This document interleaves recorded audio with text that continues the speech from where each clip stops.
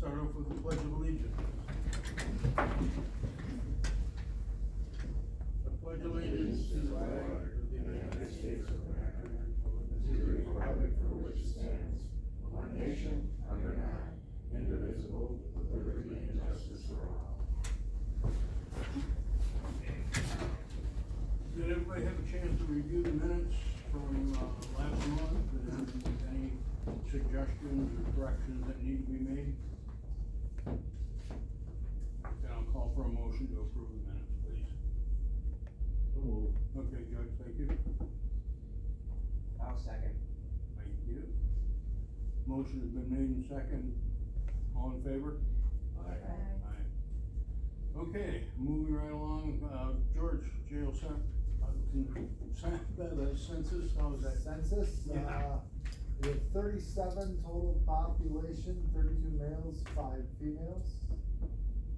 Nobody on Huber. We have 17 probation holds. 13 of those are in the revocation process. We have 2 that are serving sentence in other counties at no cost to us. We have 1 child support, serving sentence. There's 2 others serving sentence. There's 2 sitting in, Dunn and Chippewa County on their electronic monitor Huber programs. And we have 12 that are sitting in Chippewa County on our dime, $57 a day. So that's $700 a day plus $250 per trip transport cost. So that's where we are now. Okay, and do I understand correctly? I heard that we can't overbunk, or? Correct. Is that? We can no longer double bunk. Okay. Yep. Why is that? Cause the sheriff, decided that he was going to pull his double bunking agreement. And that's where we are. Double bunking agreement, what Yep, is that? which means you can no longer put 2 people in a cell. Everybody gets that. And that's an agreement with who? County. Sheriff has that authority per statute to do that. Why would he do that? Oh, yeah. So we're paying $57 a day for 12 people to go to Chippewa because of that reason? $700 a day. $57 per person. Yep. Per day. Yep. But we don't know why. It's his authority to do that. But at this point, with, the jail project stalling out, the Department of Corrections will issue their notice as well, that it'll be permanent, What will be permanent? that we will no longer be able to double bunk cover. Is there a safety issue with that? No. Well, there is, because we can't meet classification with the required separations that we're required to do for each inmate. We can't meet that. So who determines which of the inmates go there? We do. You Who's send the we? best. You Jail and staff. sheriff? Jail staff. We have to send the best. Keep the turds here, because they, You have to what? we have to keep the behavior issues here. Oh, sure, I'm sure they'd send them back. We had one the other day, we had one down in Chippewa he was there for a couple weeks, and they called me Monday and said that he decided to flush his boxers and stuff down the toilet, so it flooded a bunch of their stuff, so get him out of here, okay. And So- that's just it, and if they call today and says, we don't want this guy, we have to drop what we're doing and go get him. Right, yeah, I suppose they have to agree to keep Yep, them. or we call lock and load and say, go get him for us, cause patrol's stretched pretty thin too, so. We don't have the staff for transport. Yeah, and then how do the probation holds work? So aren't they paid by the probation by the? If they are a felony hold, felony conviction, they are paid. But they don't pay for misdemeanors, No. holds. Nope. So how many of those in Chippewa are probation holds? That the county wouldn't have to pay for? I think there's 2 or 3 down there, but they're in the revocation process, so, but you're right, we don't get paid for those. Do you get paid for the ones that, the felonies? Yes, $62 a day. Well, it's up to 62 now?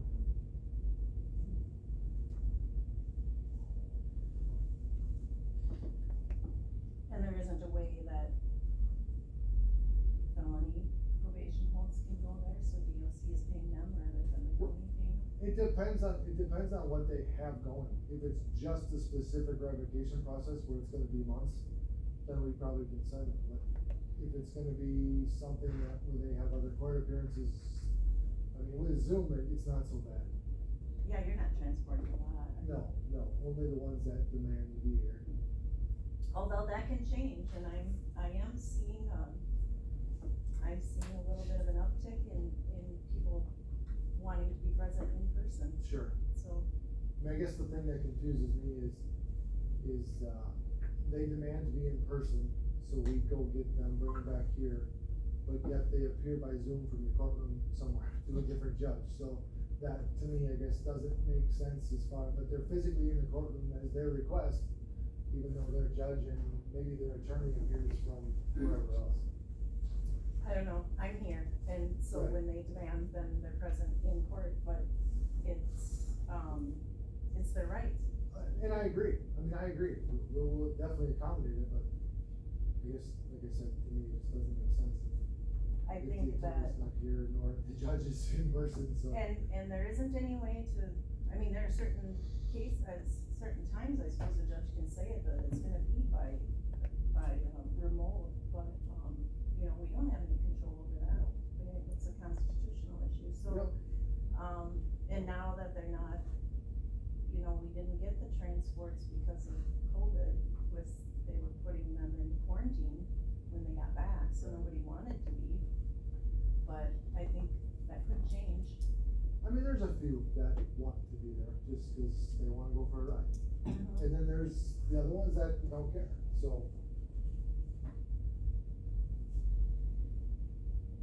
Typical judge, when they appear for court, do they get taken right back to where they were, or do they spend the night here then? Depends on what time the court is, usually during the day, or depends on what else is going on. Okay. If it's, if we use lock and load to transport them, it's usually returned that same day. Okay. Now, what is the transportation cost on that if we use them? It's $2.65 a mile. Plus then we pay hourly for however time they're sitting wherever they're going. So if they're going to court and they get here half hour early, we pay that per hour. All right. They call it standby time. Sure. And how much per hour is it?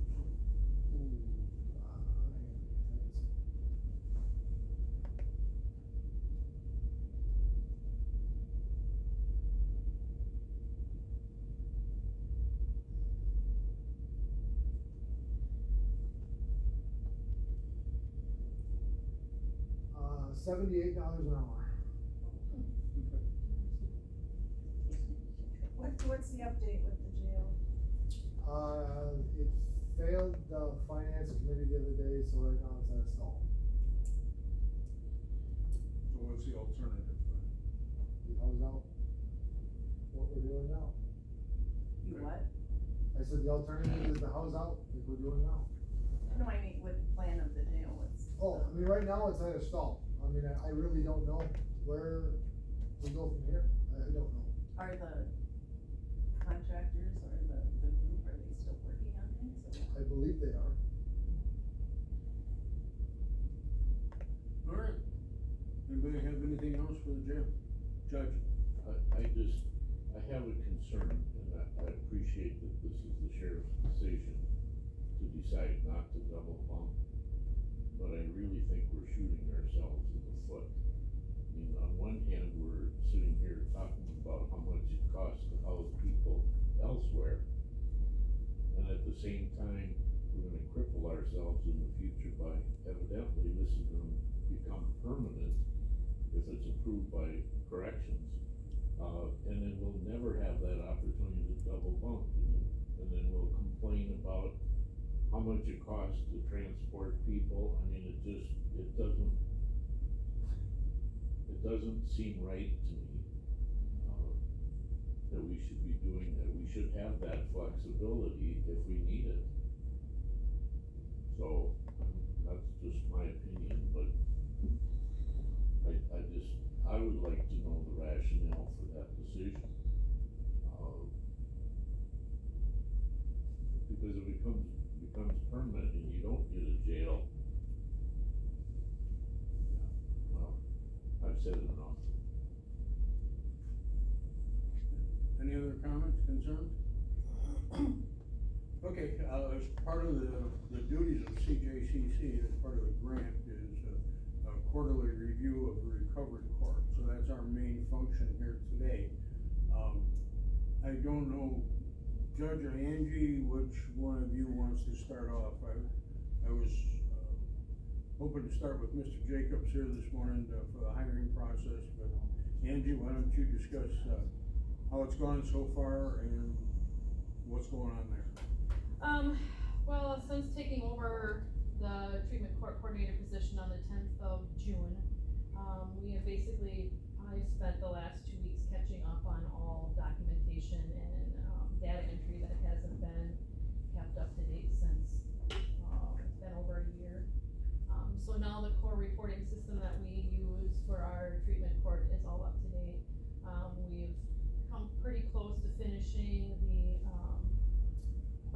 quarter two. Is it quarter two that we're in now? Quarter two is done. Yeah, quarter two reporting for our TAD grant is done. That was due on the 12th. That's due on the 12th of July, but we pretty much have that done, ready to submit. And then today, the judge and I are getting together to start the pre-application for the 2025 TAD grant. We'll have that pretty close to being done soon as well. Let me think of what else. I did travel, to the Chippewa County Treatment Court and kind of witness what they have going on there. They have, I think currently, the day I was there, they had 8 people in their treatment court with 1 graduation. Pretty much the same struggles that we have. They said that they know that there's a drug issue in their county, but they're not seeing the arrests. It's like, every county's going through that. Future plans are to attend treatment court in Barron County. Right now, Barron County has 18 people in their treatment court with a huge line of people waiting to get into it. And then travel to Dunn County and visit their drug court to see what they have going on there as well. We'll also be attending, it's probably the first time in 10 years we will have a table down at the park for a night out with a cop, our national night out. Yep, so we'll be down there for that. I really can't think of, we currently have 1 participant in the drug court who's doing a very good job. She's been sober 261 days, I believe, doing a very good job. She'll be phasing up here soon to the next phase, and her plans are to graduate in October. So that's pretty much what I have that I can think of. Do you feel the drug court team is starting to function? Yes, yes. Pretty well? So since we only have 1 participant, we've decided in our meeting yesterday that we are going to spend the time we need to update our participant handbook and contract, and then so each week we'll get together as a team and go over the handbook and the participant contracts and all the paperwork that's involving that, and get that all up to date so that everything is up to date with, because it hasn't been updated since early 2023. And then I did find parts of it yesterday that somebody did start updating but never finished it. So we'll get that all up to date, but yes, I found the memorandum, let's say MOU, complete, not completed either. That'll get finished today, and that will have to get circulated to get signed by all participating parties of the treatment court. So we'll get that done by next week and get that out. But yes, we've got quite a good team of people that have come together. So we should, within the next couple of weeks, be back to a fully operational, supportive treatment court. So have all the representatives that withdrew from the treatment court team, are they all back? No, With the exception of the sheriff. with the exception of the sheriff. That is the only thing that has not returned to the drug court. Okay. And or law enforcement. Right, and or law enforcement. Yeah, doesn't necessarily have to be. No. Representation of the sheriff's department is not on board yet. But we'll work on that. How does it look for future applicants, Amy? As far as I know, they have a couple in the one in the hopper for sure through probation, and I believe there might be, I got to look, so it's my turn apparently. yeah. So, here's the deal, last week, I was sent a list of potential candidates for drug court. Our office got it, I didn't, because it was sent, my email address was incorrect, so it must have bounced. But I do have it now, we're gonna go through it, we're gonna identify some people that are good candidates, and I will make offers regarding drug court, to their attorneys. We had probation at the table yesterday who indicated they have quite a few in revocation status, and they'll be looking, one in particular, I think, Melissa said that she has, that will probably come right away, and then the rest they're looking at, so, we could be full in no time, really, but cases are down, I don't know why, but, we don't have the, number of cases right now, or we're not seeing them in the court. Maybe staffing, I don't know, sheriff's not here to ask, so I don't think Memphis or any other drugs are less in the county, but, this isn't unique to Rusk. That cases seem to be down, but, I don't think Barron County has an issue right now. You know, I just wonder, the people that are using, dealing, whatever, gotten smarter that they're not getting caught, because I've noticed even with my underage alcohol, I haven't had underage alcohol in probably 9 months that I've seen coming through, and I strongly suspect the kids are still drinking someplace along the way. Yeah. they're just being smarter about it.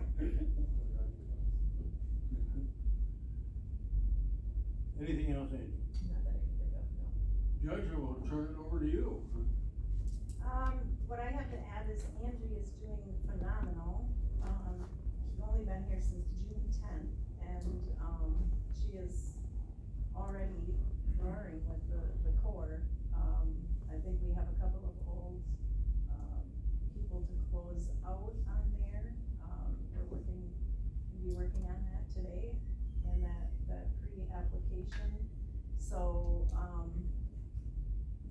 yeah, when I think of things that can be addressed, and I mentioned to her, she's already working on them, so, definitely a self-starter, and, she's digging in, so it's very refreshing. I'm happily encouraged that we're really moving in the right direction. I think, once we get it's a good time for her to be starting with one participant, because she's been able to dig into those things, and knowing the cumbersome data program that has to be reported in, that takes a lot of time. Drew did do a lot, in the last year when he was here with CJCC, but there still was quite a bit for her to do, and she's already caught that up, and has made all the connections with the state that she needs to make. She's, been very independent in doing research on treatment courts and things like that, and there's definitely a lot of information out there. She will be attending the, coordinator conference in October. We didn't think it was gonna fit in her schedule, but it does, so that will be a great networking opportunity for her. And I think, she's already met Rose from Chippewa County, who's been extremely helpful with our past coordinators. She's a great resource. And then I think Dunn County is gonna be very, very helpful. And then Dan McNamara from Barron too. So yeah, we have a lot of things to address right now.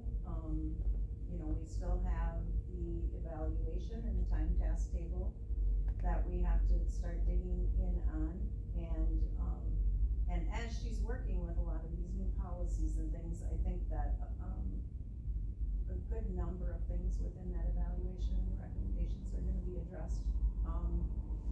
And of course, as we get the, referrals in, one of the criticisms was that the time from application until they enter into the program.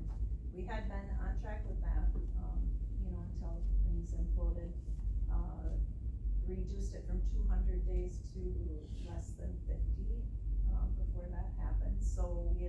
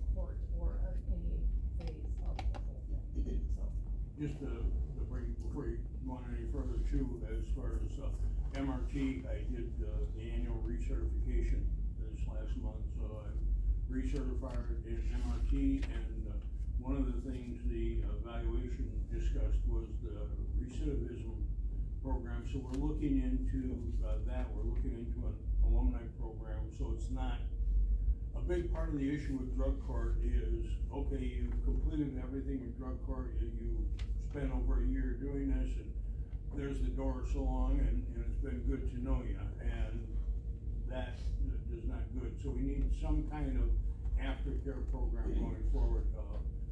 There's a good alumni, program out there that basically, once we get it started, it's run by the alumni. I'm gonna do a little more research on that and see if, some of our past participants that have been successful are willing to pick that up and go forward, so that's what we're looking at that, so, didn't mean to interrupt, Judge, but it That's seemed like a okay. good opportunity, so. I just wanna clarify, we don't ever say, here's the door, see. They always can come back to drug court, and we often have graduates that come back after.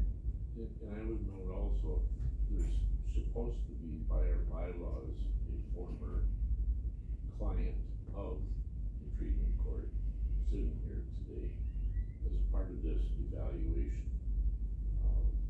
So, and I think we may have a couple of others missing that are in our bylaws, which, before I forget, I would like to have on the next agenda that we actually go through those bylaws and ask the executive committee to do that, because we're not operating under our bylaws right now.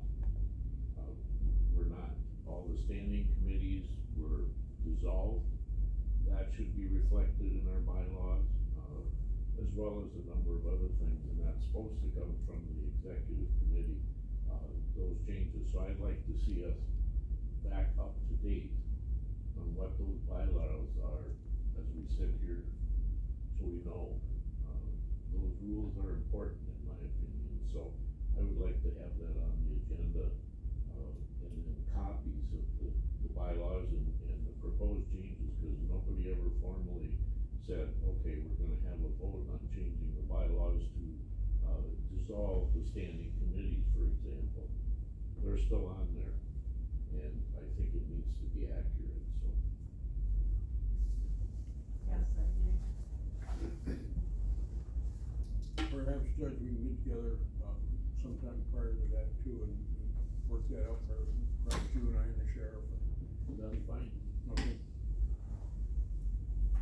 So, one of the things that we have been really needing to do is, contract with the treatment provider. Jessica has been here twice now to talk to this group about Redeemer Services. We have a draft contract. I would like approval from this group to move forward pending approval by court counsel of that contract to do, groups, for our treatment court. Just a question, Judge.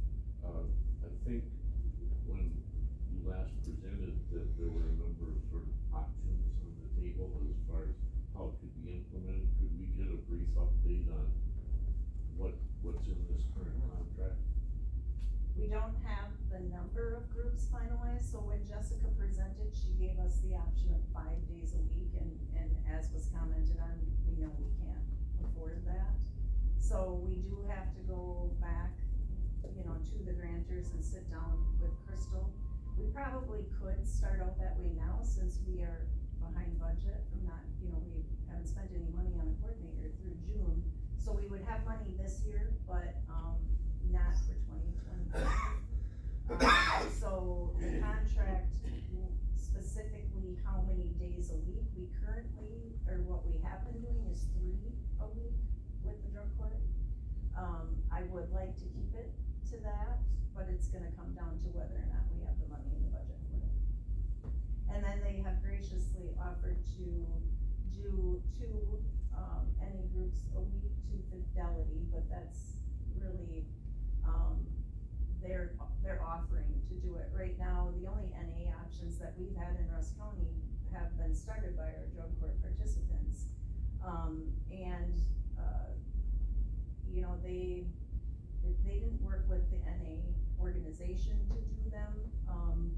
And so there, you know, there are maybe some issues with that, with how they're run, and so then they would be running them as the NA organization requirements. And, so that they've offered to do here in the area, in addition to working with us here, so.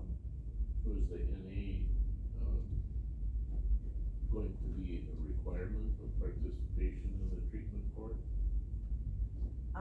We haven't made it a requirement in the past, mostly because my predecessor, had, opinions about that. My opinions are a little bit different, and I get a sense from our participants that, that's what they want to do. Of course, if they flatly refuse to do them, I don't know that I feel like I have a lot of control over that. But right now, they are voluntarily participating in them, or the one that we have, and, NA has progressed to virtual meetings too, that they will sign off on. I don't know that our participant is doing that yet. She is, religiously attending NA meetings, we'll do some here in town, wherever they're at, but I've noticed, the last couple of times when bringing in her weekly sheet, that it's, a lot of times she has listed NA online, so she is doing some sort of, and when I offered her one of those cards the other day, she already knew about it. So she is attending, and from the look of her sheets, looks like she is doing it weekly, because But we have Smart Recovery too, that's also the alternative, that's not faith-based. So, you know, if they are refusing to do a faith-based, then we do have that option, and they're online now as well, but what am I forgetting? Judge Stewart, in your experience, did you make that a requirement? Absolutely. Absolutely. It was one of the most valuable components of our treatment court. The treatment court has the right to set the requirements, just like you do for other things, and you can require participation. Ours was a minimum of 3 12-step programs per week. We did have options, and now they have more options, but that was a requirement, period, end of statement. Throughout the Also, whole time of yes, the court? Okay. Yes, and then at a certain point, fairly early on, within the first, I would say 3 to 4 months, we required that they select a sponsor, and that sponsor come to court so that they understood what was going on in the treatment court. I mean, it was invaluable, I'm just saying. And then when you incorporate the sponsor into this, you have another advocate for that individual who's trying to also stay clean and sober, and gives them another outlet other than just people on the treatment court team. So, and besides, I know Judge Anderson thought it was faith-based, but it's also been proven to be an evidence-based program. Yes. Okay, so that argument is, I don't know, but we didn't have any objections to it. I think we had one in the 9 years that I participated in, one objection to doing 12-step programs. And we Yeah, accommodated. I tend to agree. I think that, you know, and just the sheer increase in resources with that only helps. We do have the same requirements for sponsors. It just had been difficult without a coordinator to, you know, meet with sponsors, and, you know, the one person that we have that, you know, that had been done with, I don't know that she actually came, but yeah, that's always been part of our policy. You know, we really just were crippled without having a coordinator to do the things and make sure all of those things were followed. So, yeah, I think, you know, all the recommendations by the evaluation that we had, we have even more to catch up on because we've gone so long with our coordinator, so, you know, we need to just get back on track with all of that, and we're already doing those things, so, and I think, too, Angie Judge Stewart can be, you know, a good resource because he was a treatment court judge for a long time, so it's helpful to hear that. We're struggling with our aftercare, programs, but as I ask more, questions, because now we have webinar meetings with other judges for drug court, they now have disciplinary outbreaks that they each, you know, coordinators will meet, treatment providers, can meet once, I think we're at once a quarter for judges. And we meet and then ask questions of each other, and I'm throwing out this aftercare stuff and finding out that it really is, there's no uniformity at all or consistency in how aftercare is handled in the treatment courts, and, so I'm gonna be looking probably to all rise to the national people, more with the treatment things, like, go ahead. And I agree, this aftercare thing is difficult to figure out, and to figure out how to make it work. But one of the things that we did initially, just to get going and trying to go down that road, was a requirement that upon graduation, each graduate had to come at least once a quarter for the next year to treatment court. And that was followed up on by our coordinator, just so we could pick a date when they would be there, and they would come and be a participant. And I'll tell you, it was very beneficial because at least the people that we had that came back through and had already graduated, they had some fantastic words of wisdom for the current participants, that was invaluable, much more important than anything I could say or anybody on the treatment team, so, and they were willing to share that stuff, and call BS sometimes when they heard BS, so, yeah, and it doesn't take much other than make it a requirement of graduation that they participate, and it doesn't require a lot of management, and at least that's a step. Judge, did you require any post-graduation drug testing? No. Alright, I'm sorry, didn't mean to interrupt, I know you were about to go, so, but. No, this is great, this is excellent conversation, this is actually the heart of what we do and who we are, the peer-run service is absolutely 100% everything you're talking about. Aftercare is what peer-run service really is, outside of the construct of NA. And I think the presumption from your community that NA is a faith-based service is because it's not following the traditions, and we're not seeing a connection to the area of NA. Because NA itself, when it's run properly by the traditions and the rules of the program, is not faith-based. It's a God of your understanding, and that could be whatever keeps you sober. So there isn't a connection to any direct faith through the NA program, and Jimmy and Angela are excellent, they'd be the ones doing that. Excellent at presenting that and making sure that the people in the group feel comfortable with, you know, your God, or the God that you have of your understanding is not the same as the person next to you, doesn't have to be, and that's not a construct of the program. Now, should everybody in the program agree to the same presumption, that's on the group, not on the principles of NA itself. So just put that shameless plug out there. And that's not a part of the contract intentionally, because another tradition of NA is that they not be supported, funded, or cared for in any way by any construct. It is 100% self-sufficient. So Angel and Jimmy will be volunteering that time by themselves, not as a part of the contract, but it's something they have a heart and passion to do. And they said if we could already be in that community a couple of days a week, we'd be happy to stay into the evening and run the NA group, or help them, support them, so that the community can run it according to the traditions, so that people aren't walking around saying we have an NA meeting, but it's actually not connected to NA. It gives an idea and a principle and a concept that people are not connected to. So that's that, and my shameless plug for peer run services, because they are, aftercare is that's what it is, that's what peer run service is. we have a similar lived experience, we're bringing that to the table. And that's what we're doing with this group, we're bringing people with lived experiences that are similar to what people have in your recovery court.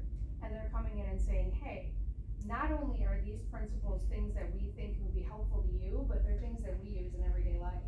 And here's my experience, and here's why it works, because I use it.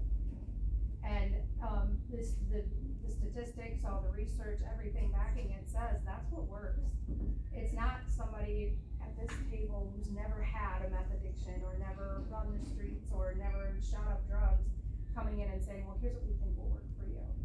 Because it doesn't work. We've been doing it for 25, 30, 40 years, and people are still on that revolving door. Now, that's not to say there aren't people who are gonna revolve the door. There are. There are people who are gonna come into recovery court who are not ready, and they don't want it, but they want to avoid jail.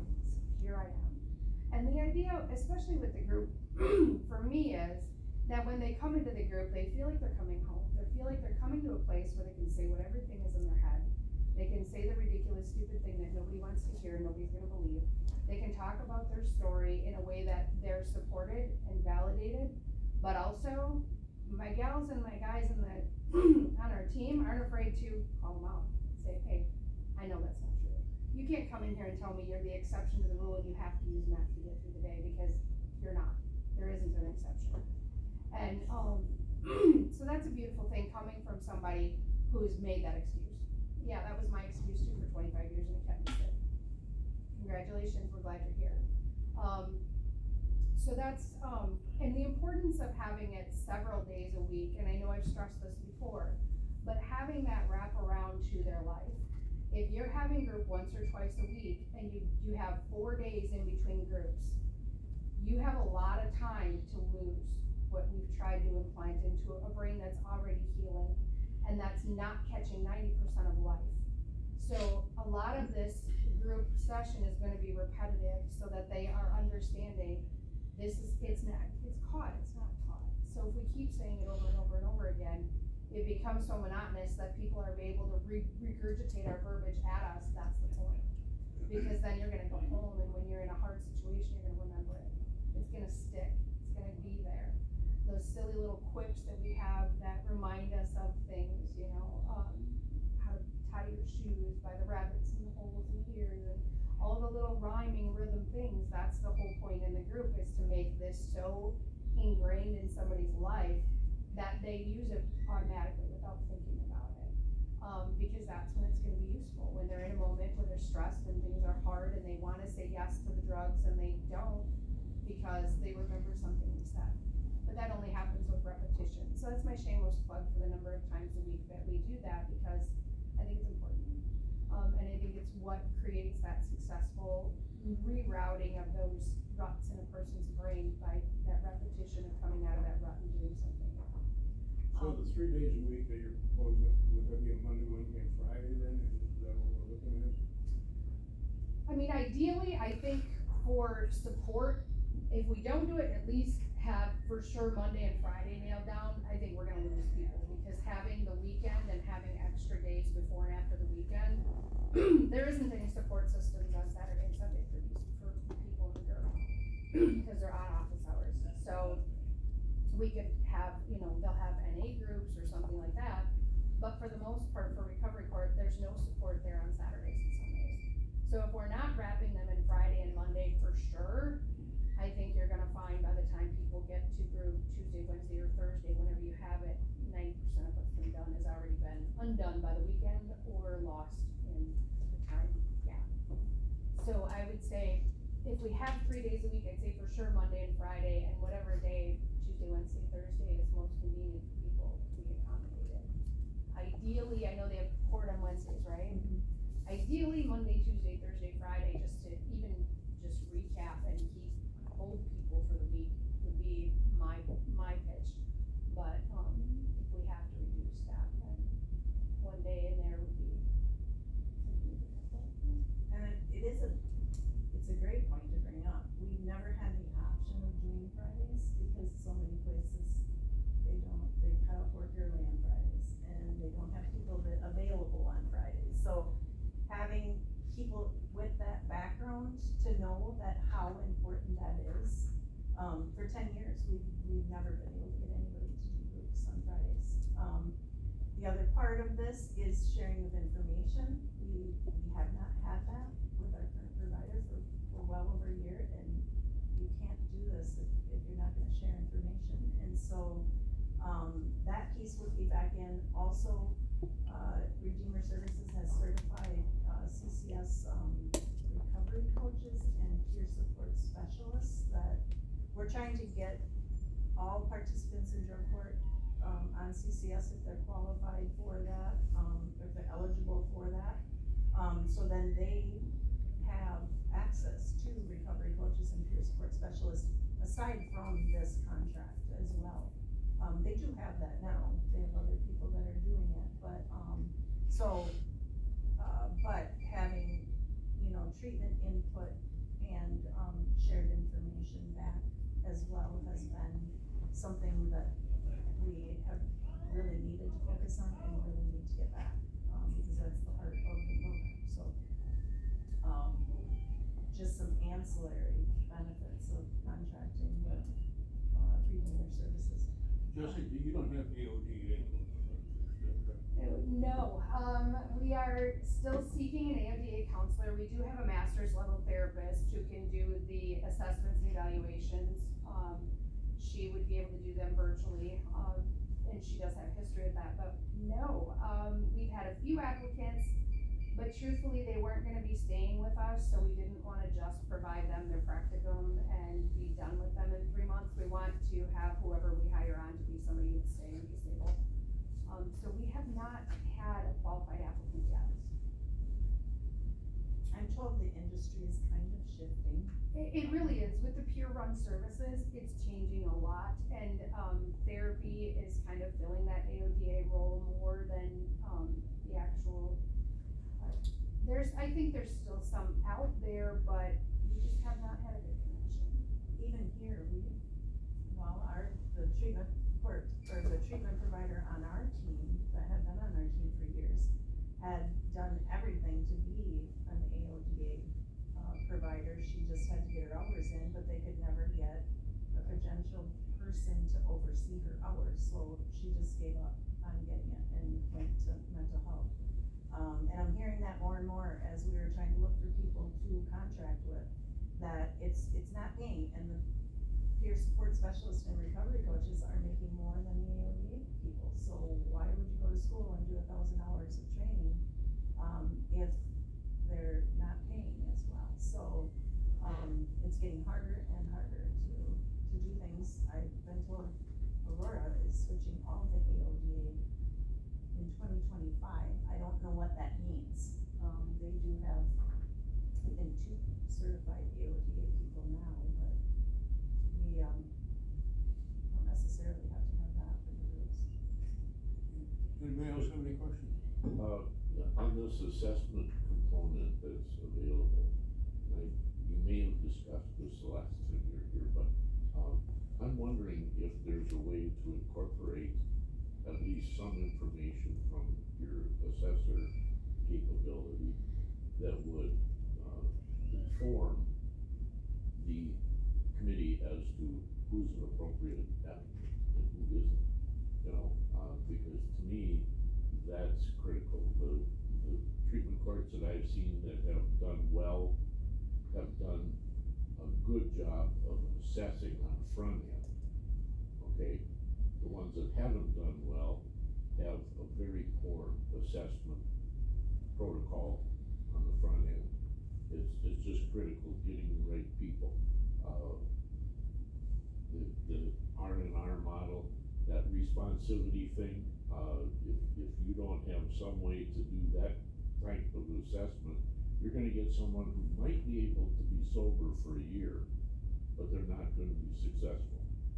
And that appears to be one of our issues here in terms of the evaluation that we have. Okay, you have X amount of graduations, but then you have almost immediate, if not sooner, recidivism. So, that's that responsivity of who's not only gonna have the correct level of need, but also is in a position where responsive and not just looking at a way to avoid jail time. So the first thing we told them was, this is gonna be harder than jail time. This is gonna be the hardest thing you've ever done in your life. And somewhere in this next 12 to 18 months, you're gonna wish that you got 18 months in prison. But that's okay. That means you're dealing with the hard stuff, so. Anyway, could that be integrated into part of the initial assessment to determine who's appropriate and who isn't? Absolutely, and I think, you know, that it does bring a good point, because sometimes in the past, we've used, you know, assessments that are really like DMV assessments, which, you know, they don't give you that kind of information, you know? We've had a participant that I think, if there was, more, of I don't know if I wanna say in-depth assessment, but to focus on, whether or not they are good candidates for treatment court. I mean, we had one that cognitively, we didn't know until later that probably wasn't a great candidate because of that issue. Where I think, if we had an assessor who was looking at a bigger picture rather than just what the motor vehicles wants, you know. So yes, contracting with, them to have, that would be separate, we'd be paying for the assessment separate from that, but have an agreement with that assessor to say that we, you know, we want that in the assessment. You know, other times we have assessments that come from treatment facilities, if people are on probation and they've been in inpatient treatment, those are maybe a little bit better and we have some recommendations, but yeah, that's one of the areas we've been lacking in, I think, assessments, and we are focusing on that, even more. And Angie's already signed up for Compass, and we're gonna get her trained in LSIR too, you know, to focus more on that front end risk assessment and need assessment and things like that, because, yeah, that's where we're gonna get to the heart of things too, so. Okay, Good we're points. gonna have to move along here.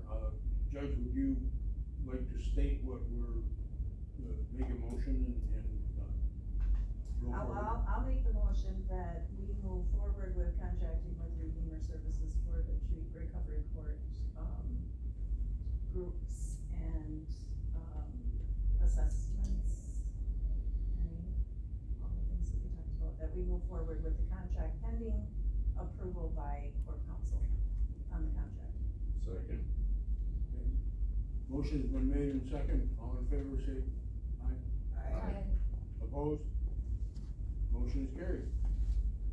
Thank you. Last thing on the agenda is the date for the next meeting. Does anybody have an issue with July 25th? Okay. So be it, and any other business that we need to discuss? Judge? I apologize for talking so much today, but, my heart is heavy. Having sat for literally months drafting the bylaw that created this quarterly review, it's not what we anticipated, I can say that.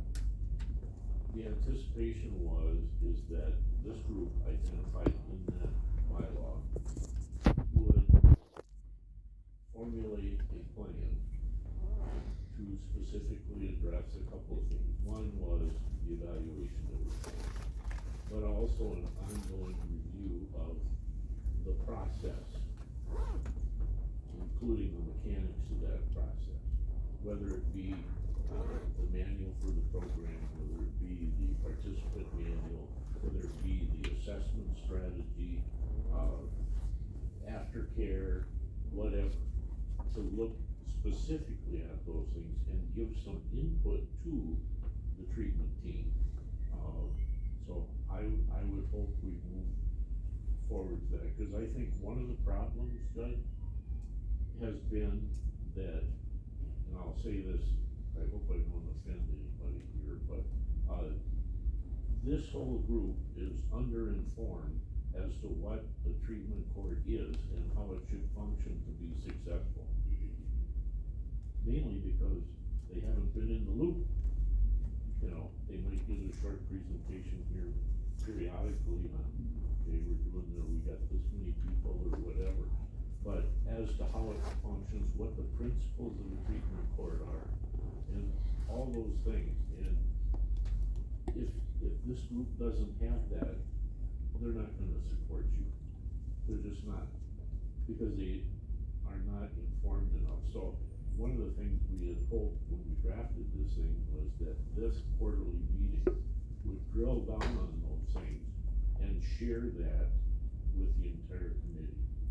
But I'll guarantee you that there are people in this room that could not cite the specific principles of the treatment court, including myself, because I have to keep going back and looking at that to remind myself what should be going on here. So I'm just saying that, that's what was anticipated, and I hope we can get to that point, so that this group isn't as fragmented as it has been, in my opinion, in terms of its support for the treatment court. We've got to have it here, period, end of statement.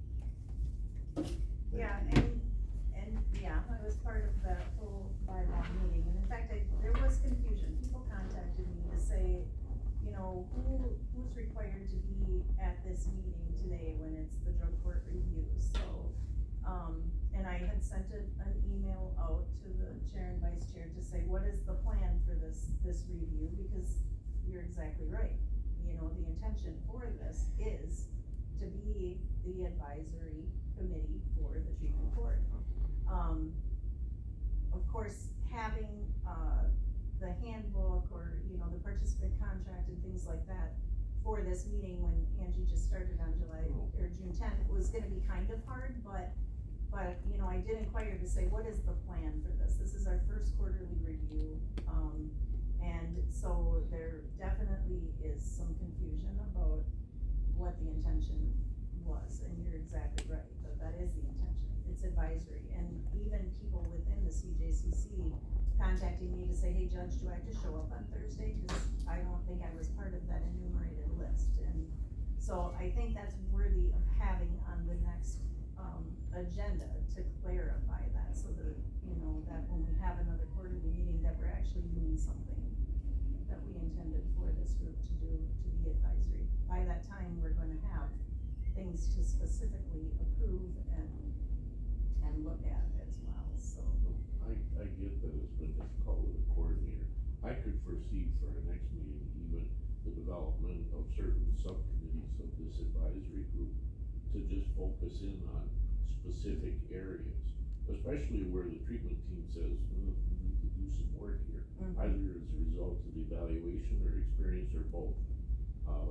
So that if subcommittee could meet between, not even, you know, more often than quarterly, to really dig down and take a look at some of these things.